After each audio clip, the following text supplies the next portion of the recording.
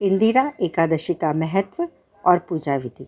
श्राद्ध के दिनों में एकादशी पर दान और पूजा से 7 पीढ़ियों के पितर तृप्त हो जाते हैं।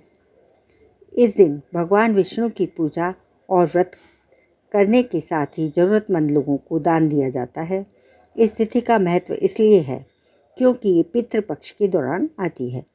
ग्रंथों में कहा गया है कि श्राद्ध के दिनों में विष्णु पूजा करने से भी पितृ तृप्त हो जाते हैं। जानिए इस एकादशी का महत्व और पूजा विधि। पद्म पुराण के अनुसार पितृ तृप्त होते हैं। 7 पीढ़ियों के पितर एकादशी की खास बात यह है कि यह पितृपक्ष में आती है, इसलिए इसका महत्व बढ़ जाता है। ग्रंथों के अनुसार इस एकादशी पर विधि पूर्वक व्रत कर इसके पुण्य को पूर्वज के नाम पर दान कर दिया जाए तो उन्हें मोक्ष मिल जाता है और व्रत करने वाले को वैकुंठ की प्राप्ति होती है। पद्म पुराण के अनुसार इस एकादशी का व्रत करने वाले व्यक्ति के 7 पीढ़ियों तक के पितृ तर जाते हैं। इस एकादशी का व्रत करने वाला स्वयं भी मोक्ष प्राप्त करता है। इंदिरा एकादशी का व्रत करने और भगवान विष्णु की विधिवत पूजा करने से वैकुंठ धाम की प्राप्ति होती है।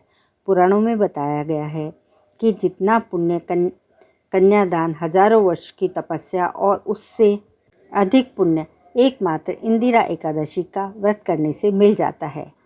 किन चीज़ों का दान करें? अश्विन महीने की एकादशी पर घी, दूध, दही और अन्न दान करने का विधान ग्रंथों में बताया गया है। इस तिथि पर ज़रूरतमंद लोगों को खाना खिलाया जाता है। ऐसा करने से पितृ तृप्त होते हैं, संतुष्ट होते हैं और अपना आशीर्वाद देते हैं।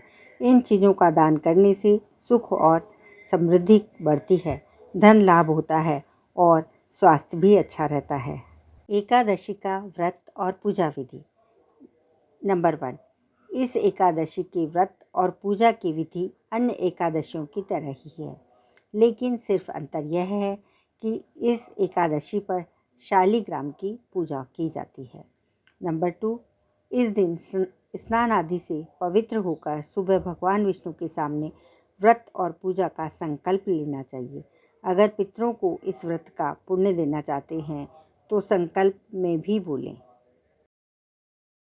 नंबर 3, इसके बाद भगवान शालिग्राम की पूजा करें।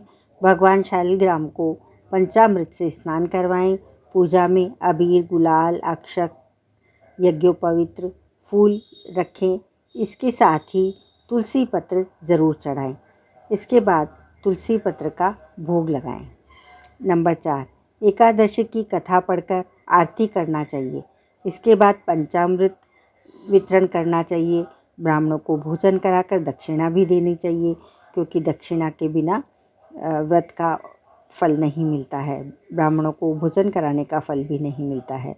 इस दिन पूजा तथा प्रसाद में तुलसी की पत्तियों का होना अनिवार्य है। तो आप पूजा के प्रसाद में, पंचामृत में, सभी में तुलसी का प्रयोग ज़रूर करें, जिससे कि एकादशी व्रत का पूर्ण फल मिलता है।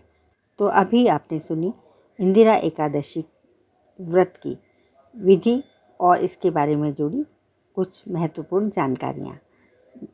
यदि आप चैनल पर न्यू हैं तो चैनल को सब्सक्राइब करें और वीडियो पसंद आई तो वीडियो को लाइक करें। धन्यवाद।